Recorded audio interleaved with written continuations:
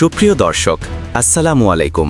জানিয়ে দিচ্ছি আমাদের হাতে থাকা সর্বশেষ আপডেট। আর বরাবরের মতো সর্বশেষ আপডেট জানাতে আপনাদের পাশে আমি সাইমন সুজন। মুসলিম উম্মাহ, বিশ্ব রাজনীতি, বাংলাদেশের ভবিষ্যৎ ও সামরিক বিষয়ের সকল ভিডিও পাবেন এখানে। টার্গেট ভারত, নীরবে ভয়ঙ্কর হেলিকপ্টার ড্রোনের শক্তি উন্মোচন করছে বাংলাদেশ। আধুনিক যুদ্ধক্ষেত্রের চালচিত্র বদলে দিয়েছে চালকবিহীন আকাশযান বা ড্রোন। রাশিয়া ইউক্রেন থেকে মধ্যপ্রাচ্য পর্যন্ত প্রতিটি সংঘাতের গতি প্রকৃতি নির্ধারণে এই প্রযুক্তি এখন মূল নিয়ামক। এই বৈশ্বিক পরিবর্তনের প্রেক্ষাপটে ইন্দো প্যাসিফিক অঞ্চলের কৌশলগত মানচিত্রেও নীরবে নিজেদের অবস্থান শক্তিশালী করছে বাংলাদেশ। দেশটির ড্রোন সক্ষমতা বৃদ্ধি নিয়ে সাম্প্রতিক কিছু তথ্য প্রতিরক্ষা মহলে ব্যাপক আলোচনার জন্ম দিয়েছে এবং প্রশ্ন উঠেছে বাংলাদেশের এই সামরিক আধুনিকায়নের লক্ষ্য কী এবং এর প্রভাব কতটা সুদূর প্রসারী। সম্প্রতি ডেইলি এশিয়ান এজ পত্রিকায় প্রকাশিত ড্রোন ডিপ্লোমেসি অ্যান্ড ডিফেন্স শীর্ষক একটি প্রতিবেদনে বাংলাদেশের ড্রোন সক্ষমতার একটি স্পষ্ট চিত্র তুলে ধরেছে। প্রতিবেদনটির তথ্য অনুসারে বাংলাদেশের সক্রিয় সামরিক ড্রোন বহরে বর্তমানে ৪৪টি ইউনিট রয়েছে। এর মধ্যে রয়েছে তুরস্কের তৈরি বিশ্বখ্যাত বাইরাক্তার TV-2 ড্রোনের ৬টি ইউনিট, ইতালিতে নির্মিত ফ্যালকো ড্রোনের ২টি ইউনিট এবং স্লোভেনিয়ার তৈরি ব্রোমোর ড্রোনের ৩৬টি ইউনিট। এই পরিসংখ্যান ইঙ্গিত দেয় বাংলাদেশ তার সামরিক আধুনিকায়নের পথ নীরবে অথচ দৃঢ় পদক্ষেপে অগ্রসর হচ্ছে, যেখানে ড্রোন প্রযুক্তি একটি কেন্দ্রীয় ভূমিকা পালন করছে। এই ড্রোনগুলোর প্রতিটি নির্দিষ্ট সামরিক উদ্দেশ্য পূরণের জন্য সংগ্রহ করা হয়েছে। তুরস্ক থেকে সংগৃহীত বাইরাক্তার TV-2 ড্রোনগুলো বর্তমানে বাংলাদেশ সেনাবাহিনী দ্বারা পরিচালিত হচ্ছে। এই ড্রোনগুলো প্রচলিত যুদ্ধের পাশাপাশি আন্তঃসীমান্ত সন্ত্রাসবাদের মতন নানা ধরনের নিরাপত্তা ঝুঁকি মোকাবেলার ক্ষেত্রে অত্যন্ত কার্যকর। অন্যদিকে বাংলাদেশ বিমান বাহিনীর তত্ত্বাবধানে থাকা ইতালির তৈরি ফ্যালকো ড্রোনগুলো জাতিসংঘের শান্তিরক্ষী মিশনে ব্যবহার করা হচ্ছে। এর মূল কাজ হল কৌশলগত গোয়েন্দা তথ্য সংগ্রহ এবং নজরদারি পরিচালনা করা, যা আন্তর্জাতিক অঙ্গনে বাংলাদেশের সামরিক পেশাদারিত্বের পরিচায়ক। এর সাথে যুক্ত থাকা ৩৬টি ব্রোমোর ড্রোন স্বল্প পাল্লার নজরদারি ও নিরীক্ষা মিশনে ব্যবহৃত হয়। বাংলাদেশের জন্য ড্রোন প্রযুক্তির এই গুরুত্বের পেছনে মূল কারণ হিসেবে কাজ করছে দেশটির ভূ রাজনৈতিক অবস্থান। নিরাপত্তা বিষয়ক সংবাদ মাধ্যম ইউরেশিয়ান রিভিউর একটি প্রতিবেদনে বলা হয়েছে, ভারত ও মিয়ানমারের মতো দুটি দেশের সঙ্গে সীমান্ত থাকায় বাংলাদেশের জন্য একটি শক্তিশালী ড্রোন বহর অপরিহার্য। এটি শুধু আন্তর্জাতিক সীমান্ত সুরক্ষিত রাখতেই নয়, দেশের অভ্যন্তরীণ নিরাপত্তা নিশ্চিত করতেও বড় ভূমিকা রাখতে পারে। বিশেষ করে পার্বত্য চট্টগ্রামের মতো দুর্গম অঞ্চলে বিচ্ছিন্নতাবাদী গোষ্ঠীর তৎপরতা নিয়ন্ত্রণে ড্রোন কার্যকর একটি প্রযুক্তিগত সমাধান হতে পারে।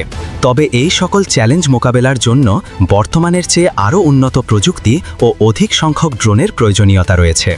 আঞ্চলিক প্রেক্ষাপটে প্রতিবেশী দেশগুলোর সঙ্গে তুলনা করলে বাংলাদেশের ড্রোন সক্ষমতার একটি পরিষ্কার চিত্র পাওয়া যায়।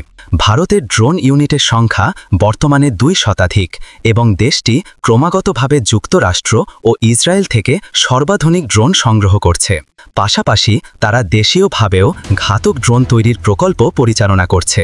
অন্যদিকে মিয়ানমারের কাছে থাকা ড্রোনের সঠিক সংখ্যা জানা না গেলেও বিভিন্ন আন্তর্জাতিক রিপোর্ট অনুযায়ী সেই সংখ্যাটিও বাংলাদেশের চেয়ে বেশি।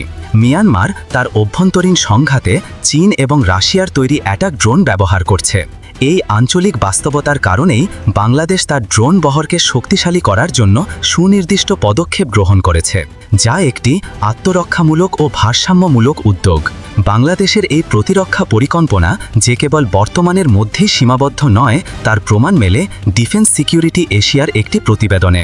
প্রতিবেদনটি থেকে জানা যায়, বাংলাদেশ সেনাবাহিনী তার বহরে আরও 12টি বাইরাক্তার TV-2 ড্রোন যুক্ত করার সিদ্ধান্ত নিয়েছে। এর ফলে সেনাবাহিনীর TV-2 ড্রোনের মোট সংখ্যা দাঁড়াবে 18টি, যা দেশের স্থল সীমান্তে নিরাপত্তা ব্যবস্থাকে উল্লেখযোগ্যভাবে শক্তিশালী করবে। এর চেয়েও গুরুত্বপূর্ণ পদক্ষেপ নিতে যাচ্ছে বাংলাদেশ নৌবাহিনী। সমুদ্রসীমা নিরাপত্তা জোরদার করতে নৌবাহিনী বাইর আক্তারের আরও উন্নত সংস্করণ TV-3 কেনার পরিকল্পনা করছে। এই ড্রোনগুলো যুদ্ধজাহাজের ডেক থেকে উঠানামা করতে সক্ষম, যা গভীর সমুদ্রে বাংলাদেশের নজরদারি সক্ষমতা বহুগুণে বাড়িয়ে দেবে। এর মাধ্যমে দেশের সামুদ্রিক সম্পদ এবং অর্থনৈতিক অঞ্চল সুরক্ষিত রাখা সহজ হবে। ড্রোন সংগ্রহের ক্ষেত্রে বাংলাদেশ শুধু তুরস্কের উপর নির্ভরশীল থাকছে রাখছে না। দেশটি এখন প্রযুক্তির জন্য একাধিক উৎসের দিকে নজর দিয়েছে, যা তাদের দর কষাকষির সুযোগ বাড়াচ্ছে। গত এপ্রিলে বাংলাদেশ সেনাবাহিনীর একটি প্রতিনিধি দল চীনের ফুসান ইলেকট্রনিক টেকনোলজি লিমিটেডের সাথে একটি বৈঠক করে। সেই বৈঠকে কৃত্রিম বুদ্ধিমত্তা সম্পন্ন ড্রোন এবং অ্যান্টি ড্রোন সিস্টেম কেনার বিষয়ে আলোচনা হয়। অ্যান্টি ড্রোন সিস্টেম শত্রুপক্ষের ড্রোন শনাক্তকরণ ও নিষ্ক্রিয় করার প্রযুক্তি, যা প্রমাণ করে বাংলাদেশ একটি সমন্বিত আকাশ প্রতিরক্ষা ব্যবস্থা গড়ে তুলতে আগ্রহী।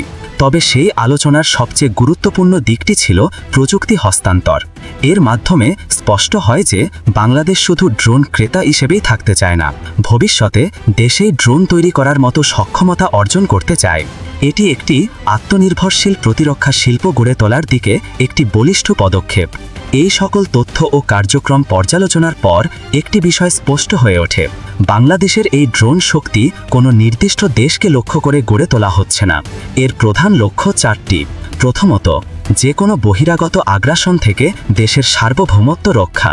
দ্বিতীয়ত, সীমান্ত সুরক্ষিত করে চোরাচালান, মাদক ও মানব পাচারের মতো কর্মকাণ্ড প্রতিরোধ করা। তৃতীয়ত, দেশের অভ্যন্তরীণ নিরাপত্তা, বিশেষ করে দুর্গম পার্বত্য অঞ্চলের সন্ত্রাসী গোষ্ঠীর তৎপরতা।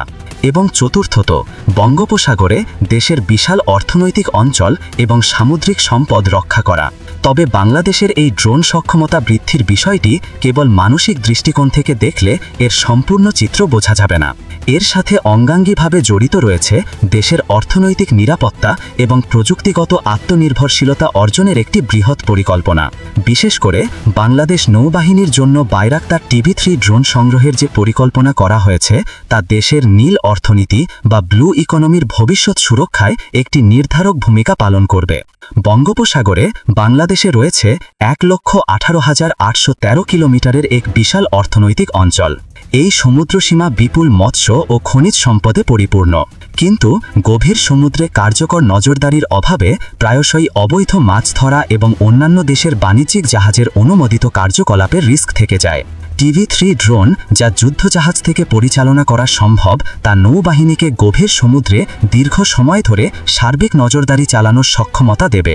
এর ফলে একদিকে যেমন দেশের সামুদ্রিক সম্পদ সুরক্ষিত হবে, তেমনি তেল গ্যাস অনুসন্ধানের মতন গুরুত্বপূর্ণ অর্থনৈতিক কর্মকাণ্ডের নিরাপত্তাও নিশ্চিত করা সম্ভব হবে। এটি নিছক মানসিক শক্তি বৃদ্ধি নয়, বরং জাতীয় সম্পদের সুরক্ষায় একটি প্রত্যক্ষ বিনিয়োগ। এর পাশাপাশি চীনের সাথে প্রযুক্তি হস্তান্তরের আলোচনা বাংলাদেশের প্রতিরক্ষা শিল্পে একটি নতুন দিগন্ত উন্মোচন করার সম্ভাবনা তৈরি করেছে। ঐতিহাসিকভাবে বাংলাদেশ মূলত একটি অস্ত্র আমদানিকারক দেশ, কিন্তু প্রযুক্তি হস্তান্তরের মাধ্যমে ড্রোন উৎপাদন শুরু করা গেলে বাংলাদেশ ধীরে ধীরে একটি উৎপাদক দেশে পরিণত হতে পারবে। এর ফলে কেবল বৈদেশিক মুদ্রা আশ্রয় হবে না, দেশে একটি উচ্চ প্রযুক্তির শিল্প খাত গড়ে উঠবে, যেখানে নতুন কর্মসংস্থান তৈরি হবে এবং দক্ষ জনশক্তি বিকশিত হবে। এই সক্ষমতা অর্জন করলে ভবিষ্যতে বাংলাদেশ নিজেদের প্রয়োজন মিটিয়ে ড্রোন রপ্তানিকারক দেশে পরিণত হওয়ার স্বপ্নও দেখতে পারে, যা দেশের অর্থনীতি ও আন্তর্জাতিক ভাবমূর্তিকে এক নতুন উচ্চতায় নিয়ে যাবে। সব শেষে এটিও মনে রাখা প্রয়োজন যে ড্রোনের ব্যবহার শুধু সামরিক ক্ষেত্রে সীমাবদ্ধ নয়। এই প্রযুক্তি দ্বৈত ব্যবহারের বিশাল সম্ভাবনা ধারণ করে। দুর্যোগপ্রবণ দেশ হিসেবে বন্যা, ঘূর্ণিঝড় বা ভূমিধসের মতন প্রাকৃতিক দুর্যোগের সময় দুর্গম এলাকায় ত্রাণ পৌঁছানো, ক্ষয়ক্ষতি নিরূপণ এবং উদ্ধার তৎপরতা পরিচালনায় ড্রোন অত্যন্ত কার্যকর ভূমিকা রাখতে পারে। এছাড়াও বৃহৎ অবকাঠামো যেমন সেতু বা বিদ্যুৎ লাইনের রক্ষণাবেক্ষণ, কৃষি জমিতে কীটনাশক প্রয়োগ এবং সীমান্ত এলাকায় অপরাধমূলক কার্যক্রম পর্যবেক্ষণেও এর বেসামরিক ব্যবহার সম্ভব। সুতরাং বাংলাদেশের ড্রোন কর্মসূচিকে একটি বিচ্ছিন্ন সামরিক উদ্যোগ হিসেবে দেখলে ভুল হবে। এটি আসলে দেশের সার্বভৌমত্ব রক্ষা, অর্থনৈতিক স্বার্থ নিশ্চিতকরণ এবং প্রযুক্তিগত সক্ষমতা অর্জনের একটি সমন্বিত ও দূরদর্শী নায়ক কৌশল। এই নীরব প্রস্তুতি বাংলাদেশকে একবিংশ শতাব্দীর ভূ রাজনৈতিক এবং অর্থনৈতিক চ্যালেঞ্জ মোকাবেলায় আরও শক্তিশালী ও স্বাবলম্বী হিসেবে প্রতিষ্ঠা করছে। প্রিয় দর্শক, আমরা আপনার মূল্যবান মতামত জানতে চাই। নিশ্চয়ই কমেন্ট করে আমাদের আপনার অভিমত জানাবেন। আজ এ পর্যন্তই। ভালো থাকুন, সুস্থ থাকুন। চ্যানেলটি সাবস্ক্রাইব করে আমাদের পাশেই থাকুন। আল্লাহ হাফেজ।